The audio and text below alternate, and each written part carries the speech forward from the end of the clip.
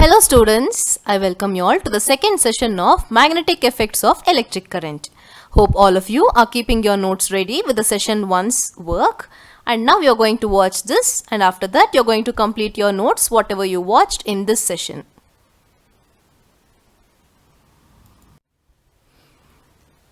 In today's session you are going to learn these concepts. Magnetic field patterns produced by current carrying conductors having different shapes. So the three different shapes which you are going to learn here are a straight conductor followed by right hand thumb rule to learn the directions.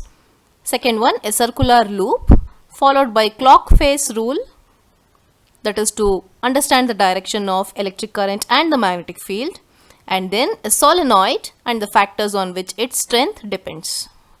After that you are going to study electromagnet and the factors affecting the strength of an electromagnet. After that, differences between a bar magnet and an electromagnet. We shall start one by one. Magnetic field pattern around a straight current carrying conductor. This is the first pattern which you are going to learn. The magnetic field lines around a straight conductor, that is a straight wire carrying current, are concentric circles. You can see in the diagram whose centers lie on the wire. You can see the figure, it is clearly given there. We have a straight vertical wire which passes through a horizontal cardboard sheet or a plastic board. The ends of the wire are connected to a battery through a switch. When current is passed through the wire, it produces a magnetic field around it. All of you studied electricity can produce magnetism, isn't it? In the last session when you learnt about Oester's experiment. So now you should be understanding how magnetism is produced by this wire. So when current is passed through the wire, it produces a magnetic field around it. This magnetic field has magnetic field lines around the wire. Observe the figure. And how can you make out this magnetic field lines? When you sprinkle iron filings on the cardboard, see the right side diagram, the iron filings get magnetized, and on tapping the cardboard sheet or the plastic board, the iron filings arrange themselves in circles around the wire, showing that the magnetic field lines are circular in nature. You can observe that in the diagram.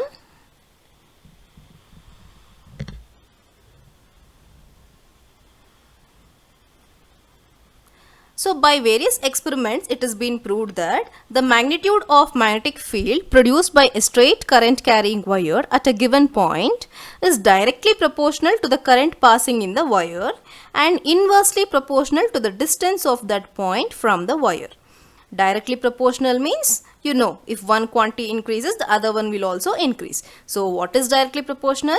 The magnitude of magnetic field is directly proportional to the current passing in the wire. That means more the electric current, more will be the strength of the magnetic field. And the magnitude of magnetic field is inversely proportional to the distance of that point from the wire. So what can you say from this?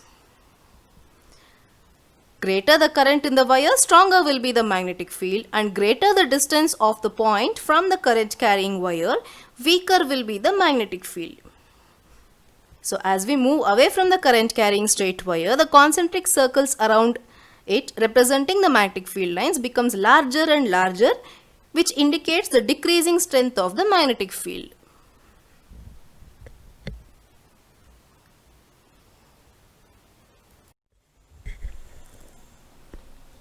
So just now you studied the magnetic field pattern due to a straight current carrying conductor, isn't it? But how can you recognize the direction of electric current as well as the direction of magnetic field?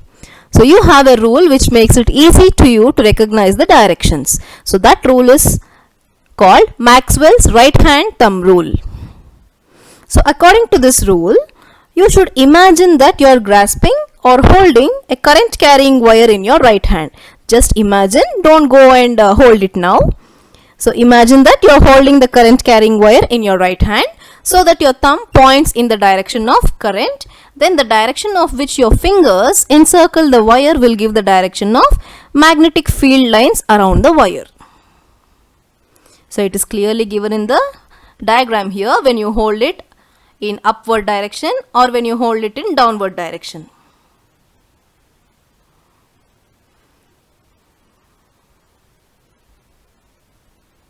The figure shows a straight current carrying wire in which current is flowing vertically upwards also and downwards also.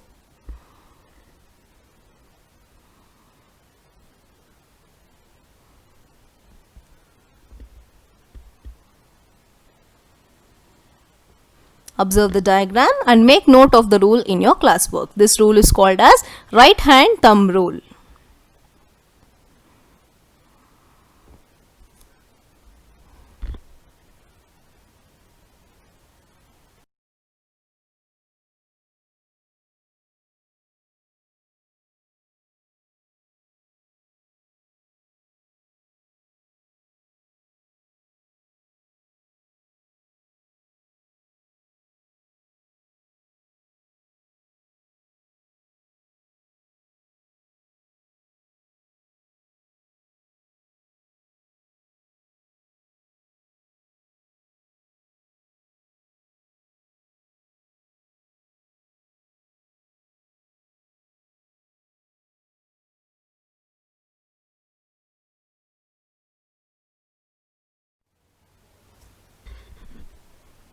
The next pattern what you are going to learn is magnetic field due to a circular wire loop. So we know that when current is passed through a straight wire, what happened? A magnetic field was produced, isn't it? So when a current is passed through a straight wire, a magnetic field is produced around it. So it has been found through various experiments that the magnetic effect of current increases if instead of using a straight wire, the wire is converted into a circular loop. As shown in the figure here, you can see the circular wire which is bent. The straight wire is converted into a loop which acts as a circular wire. A circular loop is fixed to a thin cardboard sheet. Observe the diagram. And when a current is passed through the circular loop of wire, a magnetic field is produced around it. The pattern of magnetic field due to a current carrying circular loop or a circular wire is shown in the figure here. Observe. The magnetic field lines are circular. Near the current carrying loop it is circular. You can see that here. As we move away, the concentric circles representing the magnetic field lines become bigger and bigger. At the center of the circular loop, the magnetic field lines are straight. You can observe a straight line there. By applying right hand thumb rule which you learned just now, it can be seen that each segment of circular loop carrying current produces magnetic field lines in the same direction within the loop. So at the center of the circular loop, all the magnetic field lines are in the same direction.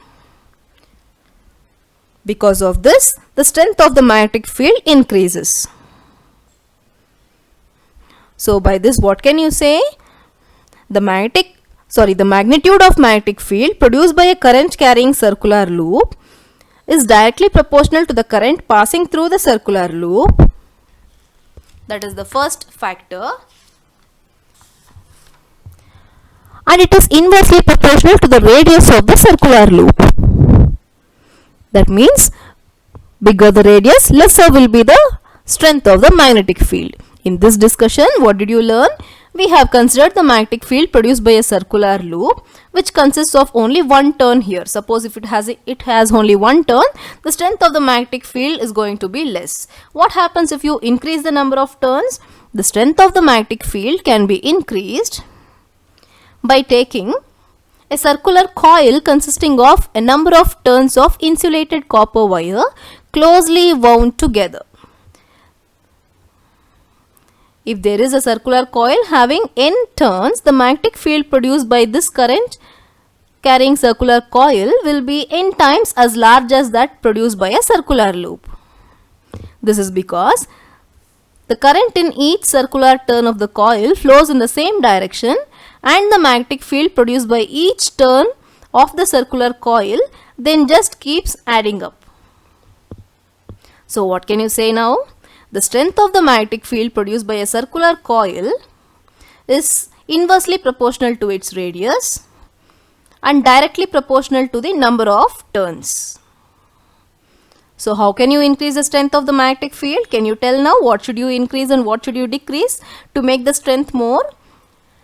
So you can say the strength of the magnetic field produced by a current carrying circular coil or a loop can be increased in two methods. First one is by increasing the number of turns of the wire in the coil, and the second one is by increasing the current flowing through the coil.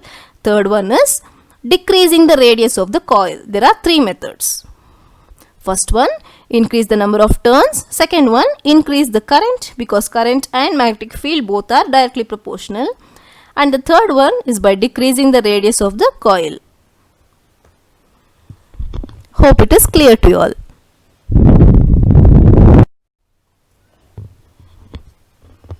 Now, how can you recognize the direction of current and magnetic field in a circular loop when it is having a current flow in it? So, a current carrying circular wire or a loop behaves like a thin disc of magnet whose faces, that is, it has two faces, whose one face is a north pole and the other face, that is the back side, is south pole. The polarity means north and south poles. The polarity of two faces of a current carrying circular coil can be determined by using the clock face rule. So according to this rule, look at one face of a circular wire, that is one side of the circular coil, through which a current is passing. If the current around the face of the circular wire flows in clockwise direction, then that face of the circular wire will be its south pole. And if the current around the face of a circular wire or a coil flows in anti-clockwise direction, then the face of the circular wire or the coil is going to be north pole. You can see the diagrams here. North pole is anti-clockwise, south pole is clockwise. And how do you remember this? You can see the diagram where it is anti-clockwise. N is written inside. The direction is written in the shape of N, and in the south pole, that is in the clockwise direction, the direction is written in the shape of S. So in this way you can remember both the poles, that is clockwise is south pole, anti-clockwise is north pole. That is, if the current is flowing in clockwise direction, then that face is south pole of the circular coil, and if the current is flowing in anti-clockwise direction, that face is going to be the north pole of the circular coil. Hope it is clear to you all. It is very easy to understand. Draw these diagrams also in your classwork. It is going to be easy to you all to understand. The third pattern which you are going to study is of a solenoid. What is this solenoid? See the diagram on the left side. A solenoid is a long coil containing a large number of closed turns of insulated copper wire. Though it looks like copper, it is insulated. It is not just copper wire, it has been insulated. The figure shows it very clearly. You can observe a solenoid is a long coil containing a large number of closed turns of insulated copper wire. Observe the right side diagram. A solenoid's two ends are connected to a battery through a switch. When an electric current is passed through the solenoid, it produces a magnetic field around it. The magnetic field produced by a current carrying solenoid is shown in the figure here. Please observe. The magnetic field produced by a current carrying solenoid is similar to that of the magnetic field produced by a bar magnet. You should also be knowing that the lines of magnetic field pass through the solenoid and return to the other end as shown in the figure. The magnetic field lines inside the solenoid are in the form of parallel straight lines. See the diagram. What does that indicate? This indicates that the strength of the magnetic field is same at all the points inside the solenoid. So if the strength of the magnetic field is just same in all the region, what it can be said as? It is said to be uniform magnetic field. Therefore, the magnetic field is uniform inside a current carrying solenoid. The uniform magnetic field inside the current carrying solenoid has been represented by drawing parallel straight lines. That is, the distance between each line is same. You can observe that here. That is why it is told as parallel lines. Even the Earth's magnetic field at a given place is uniform, which consists of parallel straight field lines. One end of the current carrying solenoid acts like a north pole and the other end is the south pole.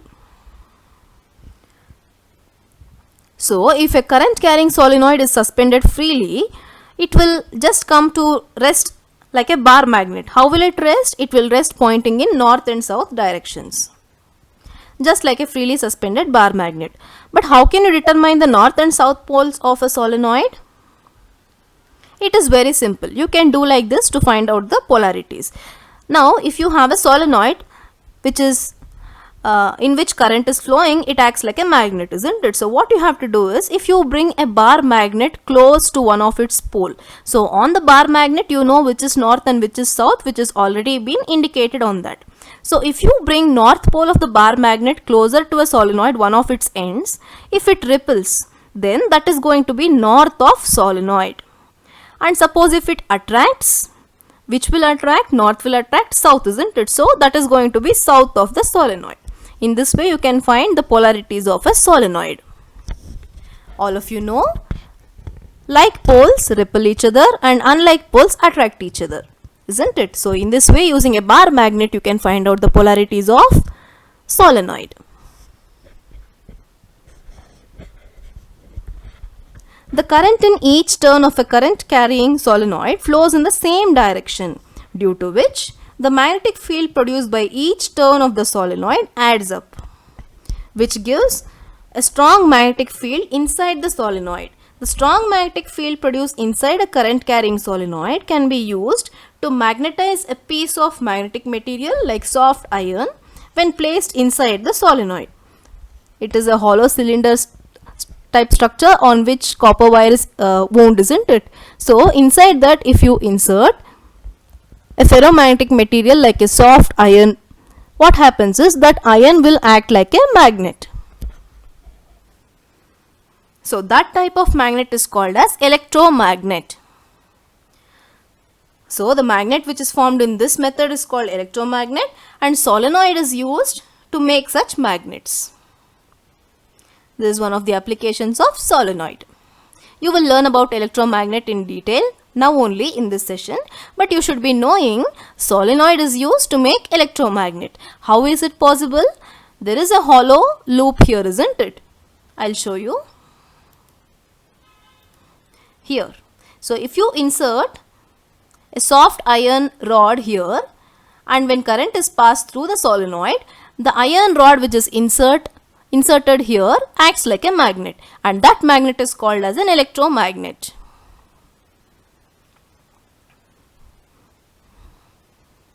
So, how can the strength of this magnetic field around a solenoid be increased or decreased? That is, what are the factors on which it depends? The number of turns of the solenoid. So, larger the number of turns in the solenoid, greater will be the magnetism produced. And then strength of the current, that is, intensity of the current is also one of the factors.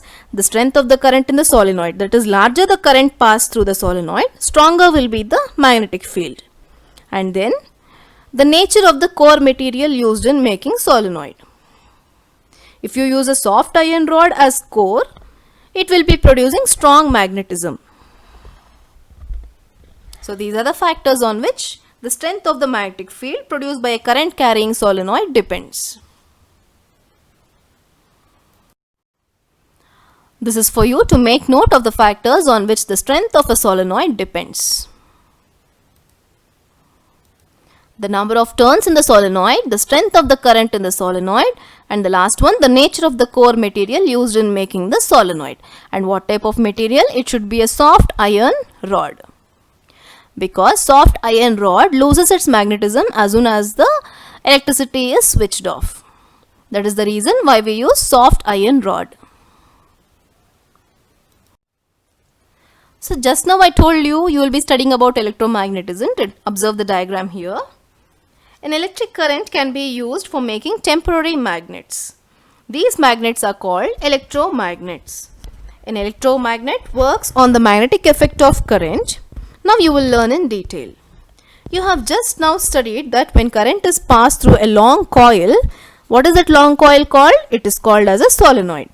So when current is passed through a long coil called solenoid, a magnetic field is produced, isn't it? So it has been found that if a soft iron rod, which is called as the core, is placed inside a solenoid, then the strength of the magnetic field becomes very large because the iron core gets magnetized by induction very easily. This combination of a solenoid and a soft iron core is called as an electromagnet. So how can you define it now?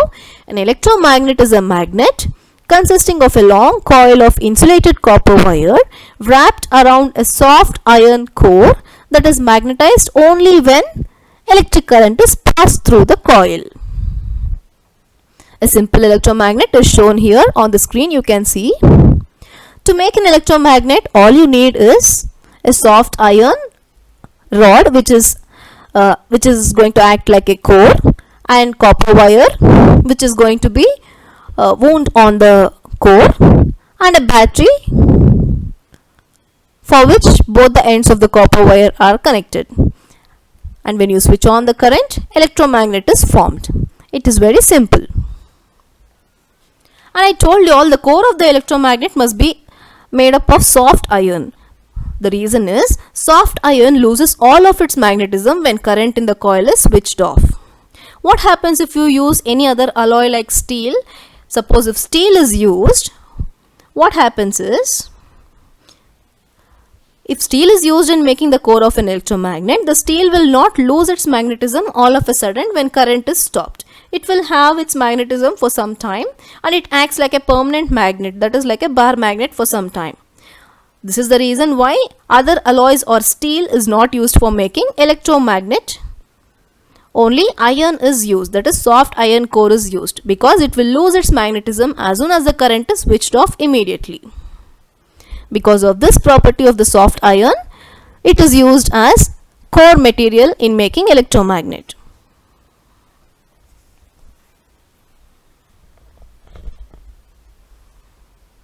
You have to copy this diagram and write the definition and make note of all the points whatever you learnt now. Pause the video, do the diagram and write all the points. So these are the factors on which the magnetic field of an electromagnet depends on.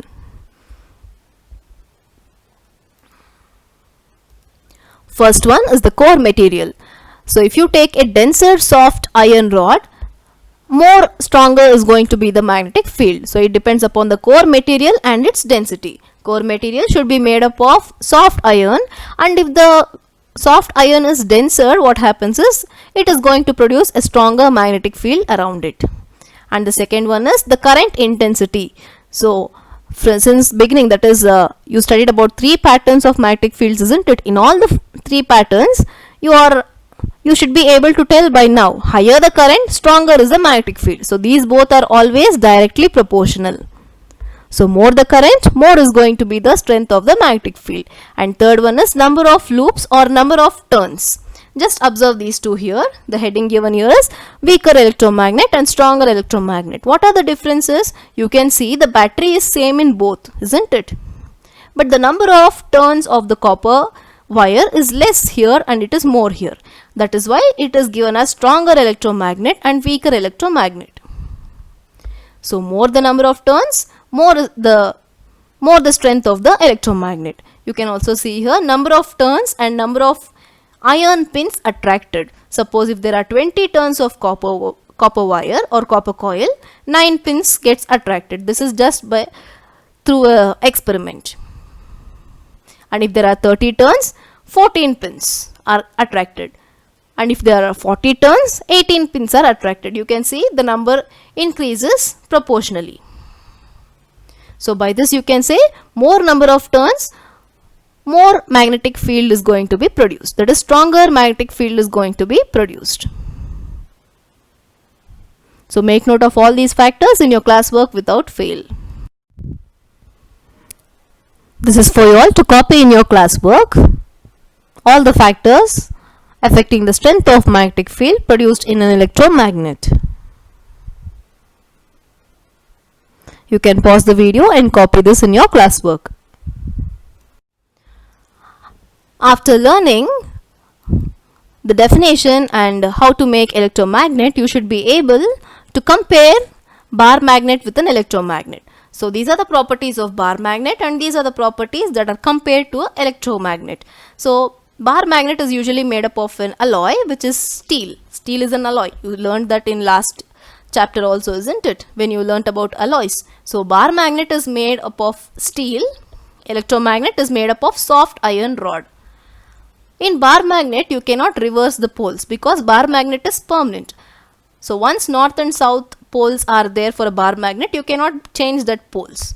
It is permanent. But in case of electromagnet, it can be reversed. How can it be reversed? If you reverse the direction of current, that is if you connect positive and negative terminals on either sides of the wires, then it is going to be reversed. That is, poles can be reversed. And in case of bar magnet, it produces a permanent magnetic field. In electromagnet, it produces temporary magnetic field. Why it is temporary? As soon as the electric current is switched off, magnetism is turned off. That is, no magnetism in that time. So it is called as a temporary magnet. Strength of the magnetic field in bar magnet cannot be changed, but the strength of the magnetic field can be changed in case of electromagnet by increasing the number of turns, by increasing the current flow. So by this you can increase the strength, isn't it? So in this case, in bar magnet, you cannot change the magnetic field strength. That is, you cannot increase. And bar magnet doesn't require any electric current, but electromagnet requires electric current. Only then it acts like a magnet. So that is why it is called electromagnet. Because it requires electric current, it is called electromagnet. So hope it is clear to you all when you compare a bar magnet with electromagnet. This is for you all to understand it in more detail. That is bar magnet and electromagnet, definition of both. The definitions of both the magnets. Bar magnet is also called as permanent magnet. Electromagnet is also called as temporary magnet. And the definition of these both: nature of magnetic field, it is going to be permanent, and this is going to be temporary. And changing the magnetic field, it is not possible here, but it is possible here. And the system, that is how it is being constructed. It is constructed using a ferromagnetic material alloy, which is usually steel. But in this case, we are using iron rod, soft iron rod, which is also ferromagnetic. And uses: it is used in some devices such as credit and debit cards. You can see that now itself you will have a magnetic strip on the card. And electromagnets are usually used in industrial purposes and generators, scientific instruments, etc. So hope it is clear to you all till here. Dear students, I want all of you to complete the notes and understand all the concepts clearly. Watch the video again, pause and try to understand the concepts which are new to you all, and refer your textbook without fail while making notes. So if you start making your own notes, that is going to help you in your future also. So write all the notes neatly and maintain your classwork. See you all in the next session. Thank you.